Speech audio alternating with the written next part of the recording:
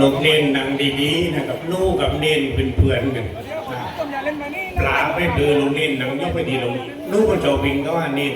เราลูกมันตัวเล็กนะครับเน้นลงเล็กๆลูกเน้นหนังให้ดีว่าขาใต้ดีลูกจะวิ่ง กิ ร เล อบ สลายล่างพระอาจารย์ข้องวิสุทธิ์ จุดนี้ สีโลนะครับวัดธรรม จุด โค นี้ไม่มีการรับส่งเวทเราได้ฟังสารธรรมนะครับคำตังเจียนะครับพระอาจารย์รักขุนทุปาจาโรซึ่งเป็นปรามาเทระนะครับท่านเป็นจัดที่หมู่วัดตั้งพวกเราเอาไว้นะครับ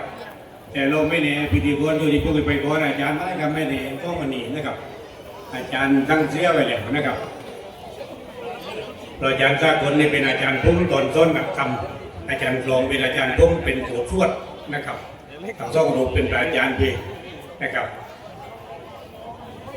พี่น้องตั้งใจดูนะครับอาจารย์มาบุญจิตกิติโสปโนกำลังจุดหลกลูกประเดิมเพลิงในการสลายหลังอาจารย์กลองลูกเน้นหนังด้วยเย็ดลูกกับเน้นนี่จะเพื่อนกันนะครับหนังด้วยเรียบๆนะครับ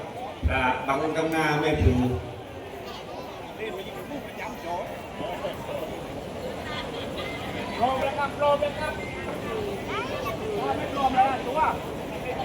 ผมก็ได้ดูด้านนั้นหลังนะครับการประเดิมเพลิงโดยหลวงนู้นะครับกระตื่นตาตื่นใจดีนะครับไก่ไล่สดนะครับโชว์บรรยากาศได้พี่น้องที่อยู่ทางจิ้นได้ชมกันเชิญได้นะครับไล่สดนะครับกับนี่มันดีนะ